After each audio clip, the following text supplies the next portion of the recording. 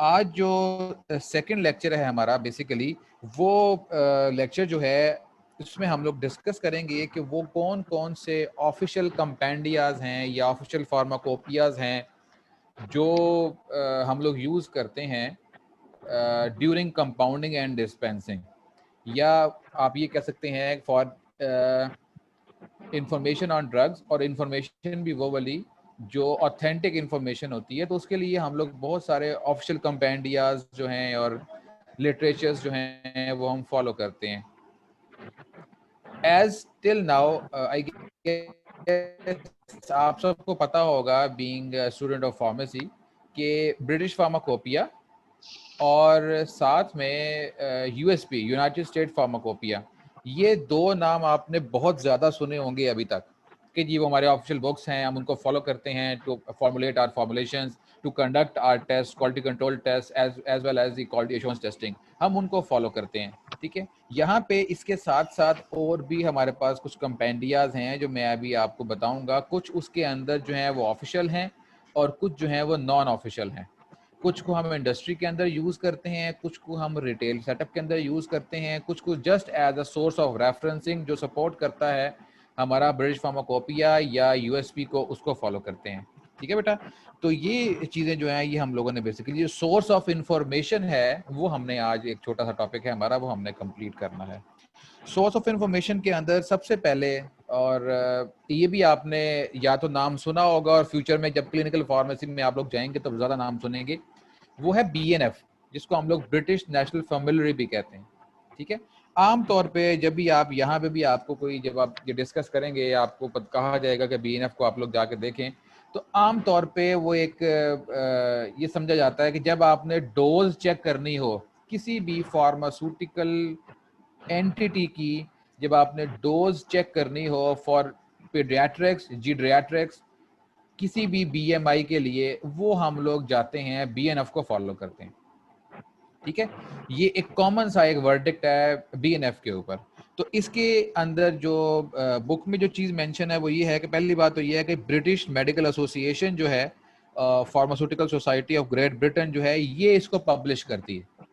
ठीक है, क्योंकि ये BNF है, ब्रिटिश नेशनल फॉर्मुलरी है। फॉर्मुलरी का वर्ड जहां पर भी आएगा वहां पे list of medicine, list of drug moiety आएगी। ठीक है, आपने सुना होगा, अभी आगे जाके आप इसको पढ़ भी लेंगे कि एक चीज होती है जिसे कहते हैं हॉस्पिटल फॉर्मुलरी। अभी जो हॉस्पिटल फॉर्मुलरी होती है उसमें तमाम तर वो मेडिसिन जो उस हॉस्पिटल के अंदर रिक्वायर होती है वो लिस्ट होती है फॉर्मुलरी की। जो ब्रिटिश नेशनल फॉर्मुलरी है ये भी एक लिस्ट ऑफ मेडिसिन है, लिस्ट ऑफ ड्रग्स हैं। ठीक है, और उनसे रिलेटेड जो है डिफरेंट चीजें जो भी हम यहाँ पे देखते भी हैं वो उसके अंदर आती हैं। बेसिकली इसके दो पार्ट्स हैं। पहला पार्ट जो है उसके अंदर हम लोग जो मेडिसिन हैं, जो ड्रग्स हैं, उनको on the basis of their pharmacological pharmacological effect हम क्लासिफाई करते हैं। मैं फिर से रिपीट कर देता हूँ कि जो फर्स्ट पार्ट होता है BNF का, बुक ए की होती है, उसके दो पार्ट्स में उसको डिवाइड किया गया। जो पहला पार्ट है वहां पे वो तमाम तर मेडिसिन जो अभी तक यूज के अंदर हैं, जो यूज हो रही हैं, वो तमाम तर मेडिसिन जो कि FDA ने, WHO ने अप्रूव कर दी हैं फॉर कमर्शियल यूज, उनकी डिटेल्स को क्लासिफाई किया जाता है with respect to their pharmacological effects. तो पहले पार्ट में तो ये होता है। दूसरे पार्ट के अंदर जो उसके अंदर वो बेसिकली जो मैंने पहले डिस्कस भी किया वो फॉर्मुलरी होती है। उसके अंदर कलेक्शन ऑफ फार्मूला है, उनका नेम है, उनकी क्वांटिटी ऑफ इंग्रेडिएंट है। फॉर एग्जांपल से जिंक सल्फेट ऑइंटमेंट है। अब जिंक सल्फेट ऑइंटमेंट का फार्माकोलॉजिकल जो क्लासिफिकेशन होगी वो ऑन द बेस ऑफ वो किस क्लास के अंदर आ रही है, वो पहली पार्ट के अंदर आ जाएगी ऑन द बेस ऑफ कि स्किन प्रेपरेशन है फॉर एग्जांपल, और स्किन के अंदर भी से वो एंटी सॉरी क्या कहते हैं उसको, बैक्टीरियोसाइडल है फॉर एग्जांपल। तो उस केस के अंदर फिर ये उस कैटेगरी के अंदर फॉल करेगी पार्ट 1 के अंदर। और जो सेकंड पार्ट होगा वहां पे ये इस अकॉर्डिंग टू, उसमें अब हो सकता है कि अल्फाबेटिकली आप उसको रख लें। ठीक है, कि जिंक है Z है तो ये एंड के ऊपर आएगी। ये भी हो सकता है कि अकॉर्डिंग टू दी नेचर आप उसको उसमें जो है वो स्पेसिफाई कर दें। लेकिन पार्ट 2 के अंदर जो इंपॉर्टेंट एस्पेक्ट है वो उस फॉर्मुलेशन का नेम है, और उस फॉर्मुलेशन के साथ साथ उसके अंदर कौन कौन से इंग्रेडिएंट्स इन्वॉल्व हैं वो सारे उसके अंदर आते हैं। तो ये आपकी चीज जो होती है ये आती है BNF के अंदर। इसके अलावा BNF की एक और इम्पोर्टेंस जो है वो ये है कि BNF के अंदर आपको फार्मासिस्ट को बताया जाता है कि किसी भी मेडिसिन की कितनी क्वांटिटी और कितनी स्ट्रेंथ जो है वो आप एडमिनिस्टर कर सकते हैं एक टाइम में या एक दिन में पेशेंट को।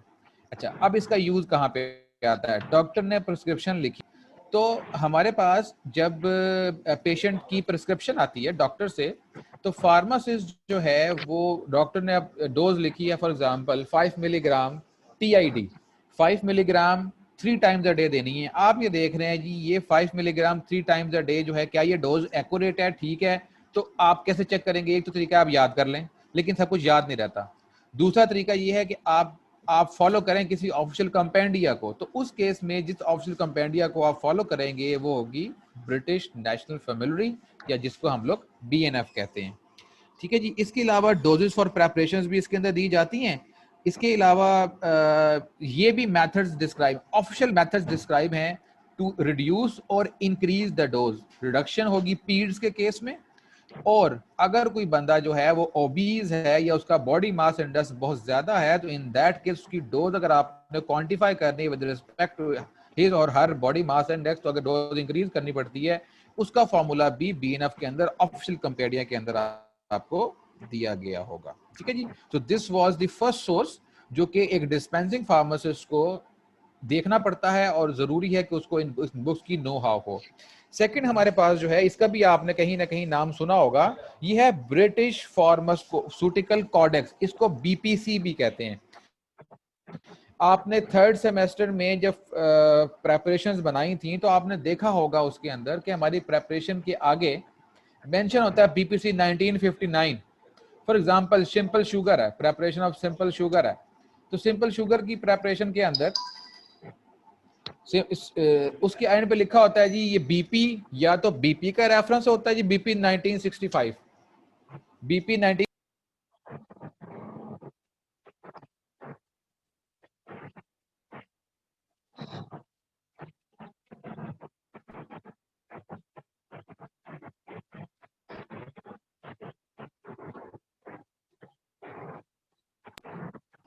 अच्छा जी, आवाज आ रही है जी आप लोगों को? जी सर, अब आई है।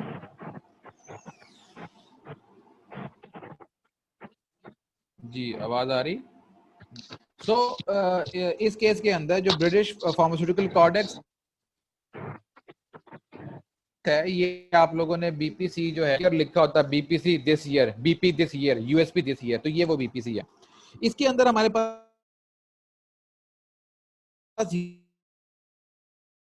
ये भी अगेन ये, और फार्मास्यूटिकल जो है वो उसको प्रिपेयर कर, ये वर्ल्ड फार्मास्यूटिकल करता है। ये भी एक रेफरेंस बुक है for drugs and other pharmaceuticals, again हम पहले डिस्कस कर चुका हूं मैं आपके साथ।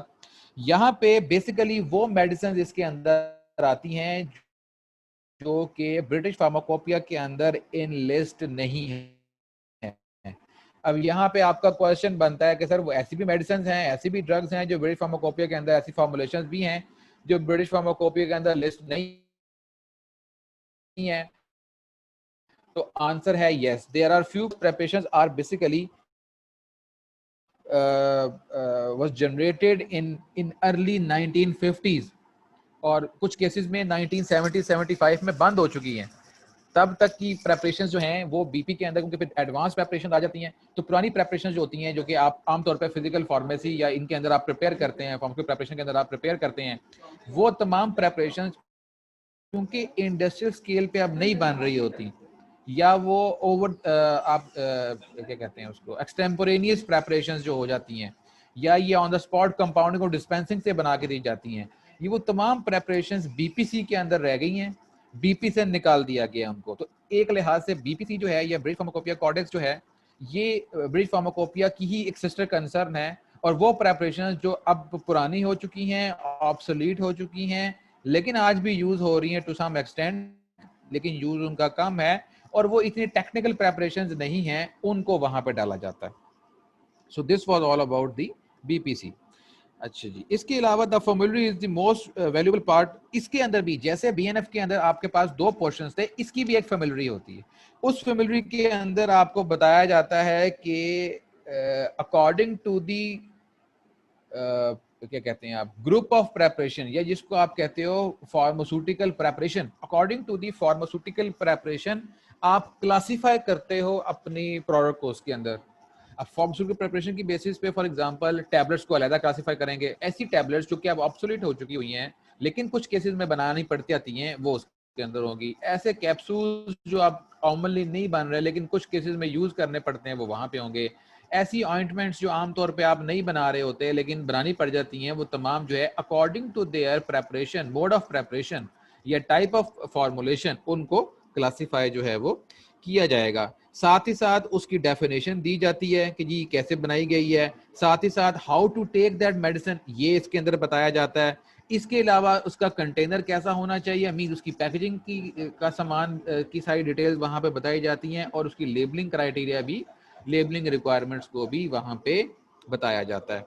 फिर सेकंड कैटेगरी इसी के अंदर भी इंडिविजुअल ड्रग्स के मोनोग्राफ भी होते हैं। अब यहाँ पे एक चीज समझने वाली है, बीपी, यूएसपी या किसी भी और जो आपका ऑफिस कंपेंडिया है, उसके एक पार्ट के अंदर जो डिवीजन की जाती है वो according to the formulation division की जाती है। For example tablet of paracetamol, now tablet of paracetamol is a formulation. इसके अंदर एक एक्टिव इंग्रेडिएंट जो है वो पैरासिटामोल है, और उसके साथ 3 4 5 6 10 इंग्रेडिएंट्स जो हैं वो एज नॉन एक्टिव या एडजुएंट्स उसके अंदर ऐड किए गए हैं। अब एज अ फॉर्मुलेशन, इसकी फॉर्मुलेशन का एक पार्ट होगा, वो आपके ऑफिशियल कंपेंडिया के एक वॉल्यूम के अंदर होगा,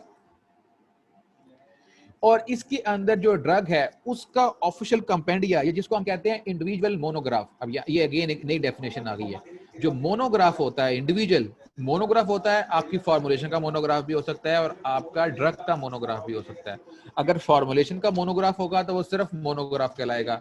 अगर वो उसके एक्टिव इंग्रेडिएंट का मोनोग्राफ है तो वो इंडिविजुअल मोनोग्राफ कहलाएगा। तो आपकी जो भी बुक्स हैं ऑफिशियल कंपेंडिया, उनमें ये दोनों क्लासिफिकेशंस होती हैं। आपने कभी, अब आप लोग जब इंशाल्लाह यहाँ पे आएंगे तो हम लोग देखेंगे how to search British pharmacopoeia, how to search USP, और इसके अलावा हमारे पास बीएनएफ भी पड़ी है सारी। हम वहाँ पे इसकी एक लैब रखेंगे। उस प्रैक्टिकल के अंदर हम लोग सिर्फ इनको देखना के तरीका सीखेंगे, हमको देख कैसे सकते हैं। तो वहाँ पे आप ये देखेंगे कि हमारे पास रॉ मटेरियल जब आता है इंडस्ट्री के अंदर, तो रॉ मटेरियल वो इंडिविजुअल बेसिस पे आता है। पैरासिटामोल आपने परचेज की, आपने स्टार्च परचेज किया, आपने और कोई एंटीबायोटिक रॉ मटेरियल में परचेज की, उसके टेस्ट सेपरेट हैं कि वो जो आया है उसका ऐसे कितने परसेंट वो पोटेंट है। उसको टेस्ट करना क्वालिटी कंट्रोल ने रखने से पहले क्वारंटाइन में वो उसको प्लेस करेंगे, उसके टेस्ट परफॉर्म होंगे। जब तक उसकी रिपोर्ट नहीं आती आइदर एक्सेप्टेड की या रिजेक्शन की, तब तक आप उसको ना तो फैक्ट्री के अंदर ला सकते हैं रॉ मटेरियल स्टोर में, ना उसको वापस भेजेंगे। अगर रिजेक्ट हो गया तो वापस चला जाएगा, एक्सेप्ट हो गया तो रॉ मटेरियल स्टोर के अंदर आ जाएगा। अब यहाँ पे जो इंपॉर्टेंट बात है, जो टेस्टिंग उसकी होनी है, हम लोग इंडिविजुअल इस वक्त इंडिविजुअल ड्रग मॉइटी पर टेस्ट कर रहे हैं, फॉर्मुलेशन पर टेस्ट नहीं कर रहे। तो एक टेस्ट वो होते हैं क्वालिटी कंट्रोल टेस्ट जो इंडिविजुअल मॉइटी के होते हैं। तो इंडिविजुअल मोनोग्राफ में उस वो टेस्ट गिवन होते हैं, और एक टेस्ट होते हैं जो कि फाइनल प्रोडक्ट के या कुछ केसेस में इन प्रोसेस क्वालिटी कंट्रोल जिसको हम कहते हैं, during the manufacturing of the any doses form, हम उसके एंड पे भी टेस्ट करते हैं, उसके दरमियान में भी हर स्टेप के ऊपर हम जो है इसका टेस्ट परफॉर्म करते हैं। नाउ वो जो टेस्ट होती हैं वो फॉर्मुलेशन के मोनोग्राफ के अंदर आते हैं। तो जितने भी ऑफिशियल कंपेंडियाज हैं वो दो साइड पे इसको डिवाइड करते हैं। एक पार्ट जो उसका होता है वो फॉर्मुलेशन का मोनोग्राफ बता रहा होता है, दूसरा पार्ट जो उसका होता है वो इंडिविजुअल ड्रग का, इंडिविजुअल मॉइटी का मोनोग्राफ बता रहा होता है। तो ये एक बेसिक डिफरेंस है जो आप लोगों को यहाँ पे पता होना चाहिए था। ये था आपका ब्रिटिश फार्मास्यूटिकल कॉडेक्स। नेक्स्ट हमारे पास जो है वो ब्रिटिश फार्माकोपिया है। इससे आप, मेरा ख्याल है आप बड़े अच्छे तरीके से आपको पता है इसका। It was basically first made on the recommendation of medicine commission in 1968। This is the primary book of standards. ठीक है, मैं इसको बार बार रिपीट करता हूँ। हमारे पास अब यहाँ पे एक चीज, कुछ बातें यहाँ पे और भी आएंगी। आपने अक्सर सुना होगा कि जी कभी आप अब एक चीज देखिएगा, अभी जब आप कभी मेडिसिन परचेज करके लाएं तो उसके आउटर कार्टन के ऊपर देखिएगा, यू विल सी कि either there will be mention that this particular formulation is made under the specifications of British pharmacopoeia, BP लिखा होता है वहां पे, और manufactured under the specification of United State pharmacopoeia, वहां पे यूएसपी लिखा होता है। बट कुछ केसेस में इन सर्टेन इंस्टेंसेस वहां पे ये मेंशन होता है कि जी according to company, example CCL की है तो सीसीएल स्पेसिफिकेशंस, मास फार्मा की है तो मास फार्मा स्पेसिफिकेशंस। तो ये गवर्नमेंट ऑफ पाकिस्तान ड्रैप ने ये हमें इजाजत दी हुई है कि अगर आप बीपी और यूएसपी को फॉलो नहीं भी करना चाहते तो आप अपने स्पेसिफिकेशंस जो है उनको फॉलो कर सकते हैं, but there are certain regulations, those regulations include a proper validation of the procedure. अब ये वैलिडेशन और कैलिब्रेशन में जब आप इंशाल्लाह आप लोग आएंगे क्लास में, देन वी विल डिस्कस ये चीजें क्या होती हैं, but at this point validation is basically कि जो भी आप काम कर रहे हैं, आपने एक फॉर्मुलेशन बनाई, वो फॉर्मुलेशन बीपी के अंदर एक फॉर्मुलेशन दी हुई थी, लेकिन ड्यू टू सर्टेन रीजन वो फॉर्मुलेशन आपके मुल्क में स्टेबल नहीं है, ड्यू टू ह्यूमिडिटी रिक्वायरमेंट या ड्यू टू समथिंग एल्स वो स्टेबल नहीं है। आपने उसको स्टेबल करने के लिए 90% फॉर्मुलेशन तो वही ले ली जो ब्रीफ फार्माकोपिया से आ रही है, 10% फॉर्मुलेशन आपकी वो है जो आपने अमेंड की है, तो आप उसको नाम दे दोगे कंपनी के नेम के साथ कि जी अगर मास है तो मास स्पेक, ठीक है, अगर सीसी है तो सीसीएल स्पेक्स, लेकिन वो जो अमेंड किया उस अमेंड को फिर आपने वैलिडेट करना होता है। You have to run a pilot batch, frequent pilot batch आपने रन करना होता है, then you have to study all the inside quality control test and outside parameters of that particular formulation, and at the end when your dosage form is stable, then you can say कि जी मेरी formulation stable हो गई है after doing these amendments. फिर आप उसको approve करवाते हो ड्रैप से, drug regulatory authority of Pakistan से, you go for the approval of that particular process, and then you can go and you can publish that thing on your outer carton, और हमारी formulation जो है फिर उसके ऊपर ये लिखा हुआ आता है प्रोडक्ट के ऊपर कि this is for the, this is made against using the company specifications, ठीक है। बीपीसी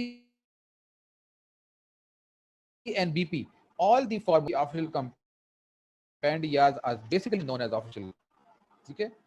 नेक्स्ट है जी हमारे पास एक्स्ट्रा फार्माकोपिया मार्टेंडेल। मार्टेंडेल ये एक्स्ट्रा फार्माकोपिया जो है ये ड्रग ऑफ, ये बुक ऑफ चॉइस होती है फार्मास्यूटिकल इंडस्ट्री के अंदर, ठीक है। जो इंडस्ट्रियल फार्मासिस्ट हैं, कल को आप इंडस्ट्री में जाएंगे, you will C her industry के अंदर बीपी प्रेजेंट होती है, यूएसपी प्रेजेंट होती है, बीपीसी भी प्रेजेंट होती है, लेकिन हमेशा वो भाग के, जब भी उनसे आप बात करेंगे जी फलां फलां फॉर्मेशन देख दें हमें, तो वो भाग के पकड़ते हैं मार्टेंडेल को, ठीक है, जिसको हम लोग एक्स्ट्रा फार्मासिस्ट, इसको बनाने का फॉर फार्मासिस्ट के वो जल्दी से अपने फॉर्मुलेशन के एस्पेक्ट्स जो हैं उनको जल्दी जल्दी देख सके, क्योंकि बीपी और बीपीसी तो एक छोटी बुक है, लेकिन बीपी और यूएसपी को देखने में बहुत टाइम लगता है, उसके 4-5 वॉल्यूम्स है, आपको सर्च करना पड़ता है किस वॉल्यूम में क्या चीज है। तो अगर आपने उसको स्टार्ट में ना सर्च किया हो तो फिर आपको मोनोग्राफ देखने में प्रॉब्लम होती है। तो जल्दी से एक चीज आपने देखनी है तो स्पेसिफिकली इसी जो डाटा है पहले आपके पास बीपी का, बीपीसी का, यूएसपी का, बीएनएफ का, उसको इस तरीके से अरेंज किया गया है as a for industrial pharmacist. ऐसा बोलें सर, ठीक है बेटा, अभी आस्ते ही कर लेते हैं। सर एक अच्छा जी, क्वेश्चन है। जी जी हुक्म करें। सर आपने वो कहा था कि वो जो पायलट बैच हम लोग रिलीज करते हैं सबसे पहले, अगर उसके अंदर कोई प्रॉब्लम आ जाता है, वो हम लोग मतलब जनरल पब्लिक के लिए इशू करते हैं या किस तरह मतलब वो करते हैं? नहीं, कोई भी पायलट जो बैच होता है वो पब्लिक के अंदर नहीं जाता, ठीक है। होता क्या है इसका प्रोसेस समझें आप। पहली बात तो ये, हमें अपने स्पेक्स, कंपनी को अपने स्पेक्स पे जाने की जरूरत क्यों पड़ती है, ठीक है। अगर मैं आपको ये कहूँ कि जी बीपी के स्पेक्स जो हैं वो ड्रैप ने अप्रूव किए हुए हैं, यूएसपी के स्पेक्स ड्रैप ने अप्रूव किए हुए हैं, तो हम मामा तो नहीं लगते ना कि हम अपने स्पेक्स बीच में ले आए, ठीक है। रीजन ये होता है कि वो जो उन्होंने एक फॉर्मुलेशन है जो उन्होंने जिस वे में उसको मैन्युफैक्चर किया है, किसी वजह से due to in availability of the equipment, due to इन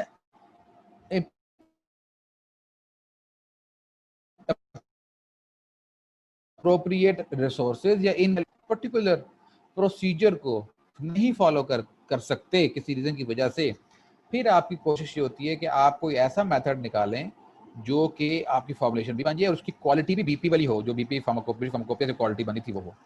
अच्छा, अब जब ये काम करना है तो ड्रैप को आपने इसकी एप्लीकेशन देनी है। अब उस एप्लीकेशन से ड्रैप आपसे ये पूछेगी कि जी ये आपने फॉर्मुलेशन जो बनाई है क्या ये स्टेबल थी, मीन तमाम वैलिडेशन डॉक्यूमेंट्स वो आपसे मांगेगी। अब वो वैलिडेशन डॉक्यूमेंट्स बनाने के लिए ज़रूरी है कि उसका एक पायलट स्केल प्रोसेस जो है, प्रोसीजर जो है, जिसको हम आमतौर पे R&D, रिसर्च एंड डेवलपमेंट कहते हैं, क्वालिटी एश्योरेंस का इंडस्ट्री में ये काम होता है, वो उसको रन करती है अपने फॉर्मुलेशन। जैसे आप बच्चे एमफिल करते हैं, यहाँ पे आप लोग आएंगे, यहाँ पे अभी तो आपको लिखा लिखा एक फॉर्मुलेशन मिल जाती है, उस लिखी फॉर्मुलेशन को आप फॉलो करते हैं, चीज़ बन जाती है। तो अभी जैसे ही आप इंडस्ट्री आगे पढ़ेंगे, जाके फिर आगे फाइनल ईयर में जाएंगे, तो वहाँ पे आप देखेंगे कि आपको कहा जाएगा कि जी ये फॉर्मुलेशन ना खुद ही बना लें, जो मर्जी पॉलीमर यूज़ करें, मुझे रिलीज टाइम इतना चाहिए। तो उसमें डिफरेंट पॉलीमर्स को यूज़ करके, डिफरेंट इंग्रेडिएंट को ऊपर नीचे करके, डिफरेंट प्रोसीजर को ऊपर नीचे करके, तो आप एक फॉर्मुलेशन बनाते हो, फिर उसकी टेस्टिंग करते हो। अगर वो टेस्टिंग और वो फॉर्मुलेशन बिल्कुल ठीक हो, तो फिर उसकी वैलिडेशन की जाती है। वैलिडेशन का मतलब ये होता है कि एक ही फॉर्मुलेशन को उसी प्रोसीजर से बार बार बनाया जाता है एक जगह पे, और वही प्रोसीजर यूज करके किसी और जगह पे कोई और इक्विपमेंट्स के ऊपर भी सेम प्रोसीजर के तहत दोबारा बनाई जाती है। अगर उसका रिजल्ट सेम आए तो इसका मतलब है आपका प्रोसीजर जो है वो वैलिडेट हो गया। फिर वो वैलिडेट प्रोसीजर के साथ आप उसका डोजियर जो है वो ड्रैप जमा करवाते हैं अपने फॉर्मुलेशन का, अपने प्रोडक्ट का, और ड्रैप उसको अप्रूव करती है। फिर आप अपने स्पेक्स वहाँ पे मेंशन कर सकते हैं, जी मास स्पेक है, सीसीएल स्पेक है, पीडीएस स्पेक है, हाई अमाउंट स्पेक्स है, व्हाट्सएप। हाँ, तो हम लोग फार्मास्यूटिकल हैंडबुक जो है ये हम लोग उसको स्टडी कर रहे थे। डिफरेंट आपने फॉर्मुलेशंस जो हैं वो लास्ट सेमेस्टर में ऐसी भी बनाई होंगी, जिसको जैसे क्या कहते हैं उसको, आयोडीन का सोल्यूशन होता है, एक लगोल्स आयोडीन सोल्यूशन, रिंगर लैक्टेट होता है। इस तरह की फॉर्मुलेशंस जो होती हैं इनको एक नाम दिया जाता है। लेजार पेस्ट है, ये बेसिकली जिंक और सैलिसिलिक एसिड पेस्ट होती है ये। तो इसको साइनोनिम्स कहते हैं, ये जो नेम्स होते हैं इनके, तो ये नेम्स भी बेसिकली फार्मास्यूटिकल हैंडबुक के अंदर जो है वो गिवन होते हैं। इन शॉर्ट अगर मैं इसको सम अप करूं, तो फार्मास्यूटिकल हैंडबुक के अंदर आपके पास इंफॉर्मेशन होती है regarding different pharmaceutical excipients, their solubilities, their other physical and chemical parameters, ताकि उनको देख के तो अपना बेस्ट सूटेबल इनएक्टिव और एक्टिव आप अपनी फॉर्मुलेशन के लिए सिलेक्ट कर सकें। और वो भी तब जब आपने, मैंने आपको बताया अभी जो समझाया, कि आपने अगर अपनी स्पेसिफिकेशंस जो हैं उसके अंदर ऐड करनी है। हमारे पास जो है पॉइजन एंटी से गाइड है, हमने पूरा करना, टाइम थोड़ा रह गया। इसके अंदर हमारे पास जो है सिंपली वो सब्सटेंसेस जो कि पॉइजन है। For example digoxin. अब डाइजॉक्सिन आप लोगों ने पढ़ी है कि ये कार्डियो एक्टिव जो है, it's a thin cardio active compound है ये। तो ये बेसिकली इट्स अ पॉइजन। अगर इसकी डोज थोड़ी सी भी ऊपर नीचे हो जाए तो इट कैन कॉज डेथ। इसी तरह वारफरिन है, ब्लड थिनिंग है। अगर वारफरिन की डोज जो है वो थोड़ी सी, ये वो बेसिकली पॉइजन हम उसको कहते हैं जिसकी थेराप्यूटिक विंडो बहुत नैरो होती है। हाउस ऑफ थेराप्यूटिक विंडो का तो आपको पता होगा। थेराप्यूटिक विंडो जिसकी बहुत ज्यादा नैरो होती है, उन कंपाउंड्स को हम कहते हैं कि ये बेसिकली पॉइजन की कैटेगरी के अंदर आते हैं। तो ये क्योंकि हल्की सी डोज फ्लक्चुएशन की वजह से पेशेंट की हालत जो है वो खराब हो सकती है, इवन उसकी डेथ हो सकती है। तो इसको फिर कंट्रोल करने के लिए हमने एक नई गाइड जो है वो बनाई हुई है।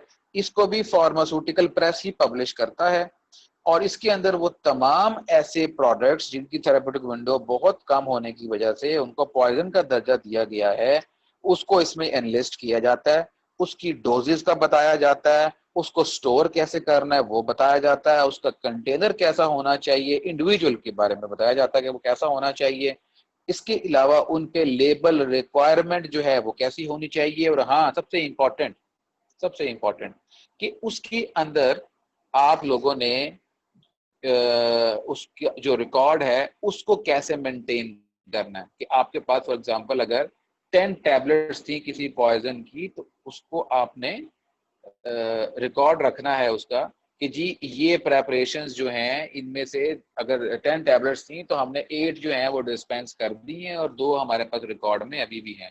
जस्ट लाइक जो कंट्रोल्ड आइटम्स होती हैं ना आपकी नारकोटिक्स की, उसी तरीके से इनको भी किस तरीके से हैंडल करना है, ये सारे का सारा जो है पॉइजन एंड टीएसए गाइडलाइन के अंदर आता है। ठीक है जी। नेक्स्ट हमारे पास जो है इंडेक्स ऑफ न्यू प्रोडक्ट्स, ये इसके अंदर जो नया प्रोडक्ट आ रहा है उसका ये इंडेक्स है। फिर है जी न्यू प्रिस्क्रिप्शन प्रोडक्ट्स, जब कोई नया प्रोडक्ट आता है वो लिस्ट होता है new index of new products के अंदर। ड्रग इंस्पेक्टर जो है वो मेजॉरिटी केसेस में ड्रग इंस्पेक्टर इन्फ्लुएंस करते हैं कि जी आप हमारी मेडिसिन लिखें, तो इकोनॉमिकली कंसर्न जो है वो खत्म हो जाता है। ठीक है जी।